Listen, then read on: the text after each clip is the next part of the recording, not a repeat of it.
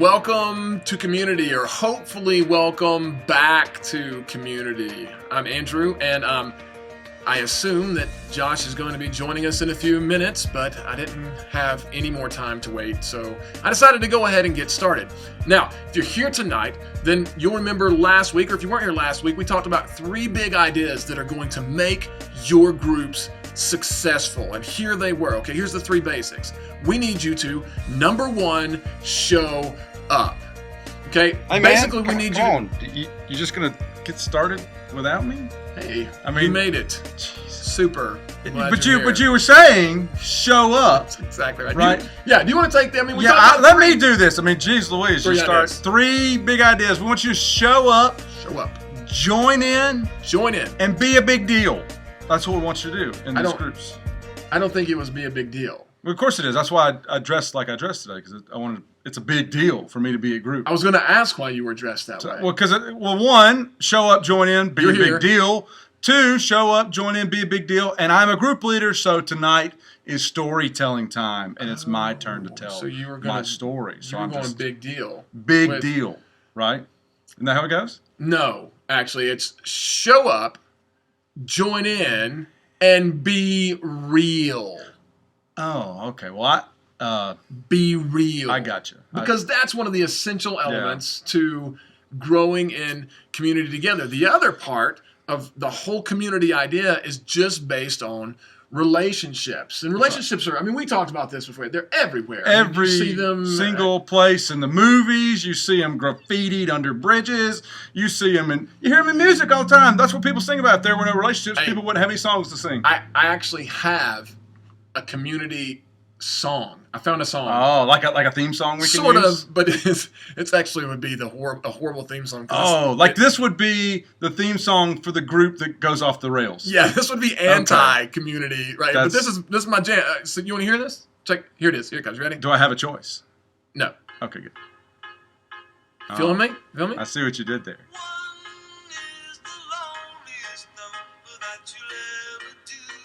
There it is. That's what I've heard. 1 is the loneliest number. 1 is the loneliest number.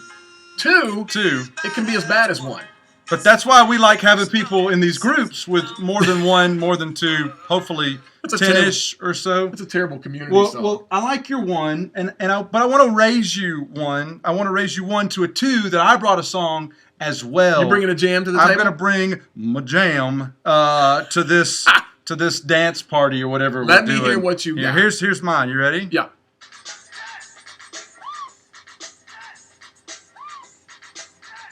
That is a jam. That's a jam. Here it is. Is it coming? There she is. It takes 2 to make a thing go right. That's right. It takes 2. It takes 2 to make it out of sight. That's what it does. If I could ever turn this off, we'll keep moving.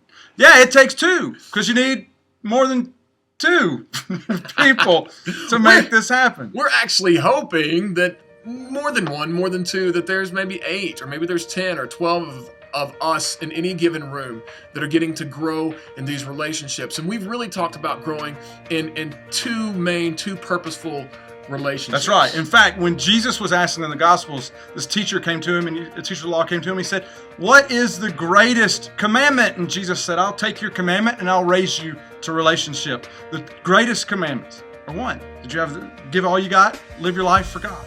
Right? Your relationship with God. Secondly, your relationship with others. That's the 2 most important things about you. And so tonight we want to focus specifically on relationship with God. Yeah, and as our groups go and as we grow in this direction, we're going to be talking more and more about this. A lot of us get and understand relationships with one another because this is how we function in life. This is how we live. This is how this thing works and goes. But depending on your background, your experience, or where you are at a different stage in your life right now, we may have different definitions of what a relationship with God looks like, or who even God is, or what He does. And so we don't know where all of you are in that place, but this is going to be something we explore in the coming weeks and months together, because we want to see you grow in that relationship with God and with one another. But to kind of kick us off in that direction tonight, we have a man on the street interview where people were asked some of those very questions about what does a relationship with God look like, who is He, and what is this thing going to map out to be. So we're going to take a quick look at that. Is that cool? That's great. Check it out.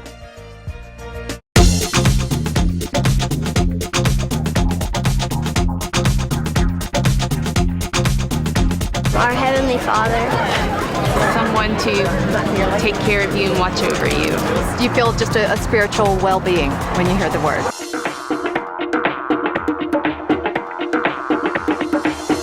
Very nice. Never mean at all. No, I don't think there's any person. I think it's very, like, if anything, I think it's just, I don't envision a person by any means whatsoever.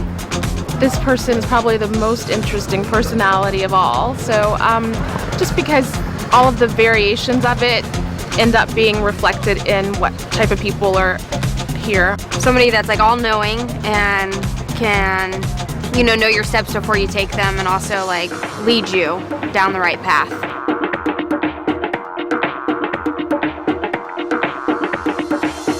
For me, it's, intuition, and that voice that just says to you certain direction on certain questions. I think it's possible to feel a godlike presence. Do I believe you can have a conversation and expect an actual reply? No, I do not. I feel like for me it's like a continual conversation kind of throughout the day, whatever I'm kind of struggling with or need help with, and I constantly have to remind myself that he's kind of always with me, because sometimes I start stressing out about, whatever, and I forget to just call on him.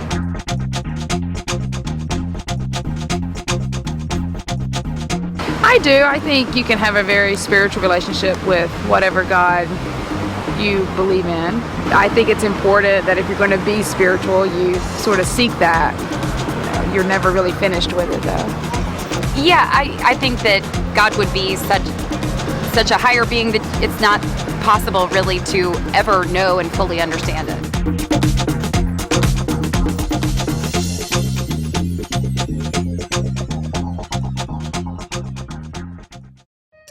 We are back, and you've changed. No, seriously. I mean, you had on a tie before. No, maybe we don't wear ties at Village. I mean, you can if you want to, but you crazy. You can wear a tie if you want to. I guess. I know, whatever. Anyway, so you just heard a lot of people talking about their view of God, and as you can see, based on whether it's our background, our experiences, all of us have a different picture of who God is, or what God is, and what his personality may be like. But what we believe is that God is our Heavenly Father. And the other thing that we believe is that he's not distant and far off, but through his son Jesus, he's become a very personal God, a very accessible God. In fact, Jesus prayed in the book of John. If you read through there, there's one place where he literally prays for us, and he says, God, let them be one, just like you and I are one. That his desire, God's desire, is for us to have community with one another and with him, just like he and Jesus are in community together. And that's what we're striving for here in our groups, that we want you to have a growing relationship with Jesus Christ, with God. We also want you to have that relationship with one another, because he desires it, and so do we. Yeah, and part of that togetherness, part of that being a community, happens as we tell our stories. Because here's something that may happen as we go forward in our group journey together, is that eventually somebody's going to say something that you won't agree with. And you know what? The reason we want to tell our stories is because we want you to understand why that person's probably coming from that place when they say whatever it is that possibly has offended you. So we want you to understand who they are and what's made them that person. A second thing may be that maybe you come into this and you think, my story is so far out there, I'm not going to be able to relate. I might as well be walking in here with a dunce cap on. I mean, this is going to be bad, right? Can I tell you something? Everybody has that. Right? Everybody has that. In fact, the saying goes that everybody's normal until you get to know them. And you're going to see that as people tell their stories. I can't tell you how many times we sat in group last year, someone told their story, and we noticed patterns forming. You got that too? Oh, you've dealt with that? Oh my goodness, I'm not the only one. And you'll see that happen as we go about this in our groups, that everybody's normal until you get to know them. So tonight, your group leader is going to lead the way in telling their stories. And what we wanted to do, just real quick, was remind you that there's several different ways you can do this. There's not a right or a wrong way. One of the ways that we've done it, that Diane and I have done it at our house before, is by using 3 key events, 3 key people, and 3 key places that we just look back through our lives. We found these people, places, and events that have shaped us, that have had impact in our life or were marker points, and we just kind of shared those and laid those out there. That's one of the ways. 3 key events, 3 key people, 3 key places, one way. Yeah, and the second way you can do it, you can basically storyboard your life. Like, these were the highs, these were the lows, these were the people that helped me become me, and these were the defining events in my life. Literally, you can take on a piece of paper and draw 4 blocks and then go forward in that and naming those ways. And those, again, that just helps you in an effort to tell your story, to make it coherent and a little more understandable as you go. Yeah. So it's story time here just in a few minutes. The last couple of thoughts are these. One of the things that will allow us to grow together, and one of the things that makes a huge difference in us growing in our community, is that these homes that we're in become safe places. Yes. And that you've heard the saying, what happens in Vegas stays in Vegas.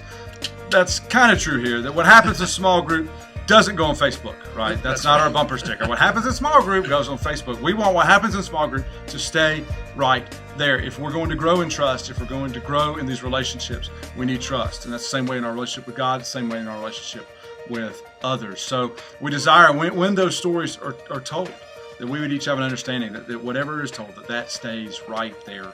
And then we're not running out telling friends, but it's just a matter of that group growing together as we come to understand and to trust each other through that storytelling. That's right. So group leaders, get ready to share as you think as group members about the coming weeks and what you'll share. Then just grab your index cards, bring your visual aids, bring old pictures, and your grandmother. That's right. Yeah, you can bring in character witnesses.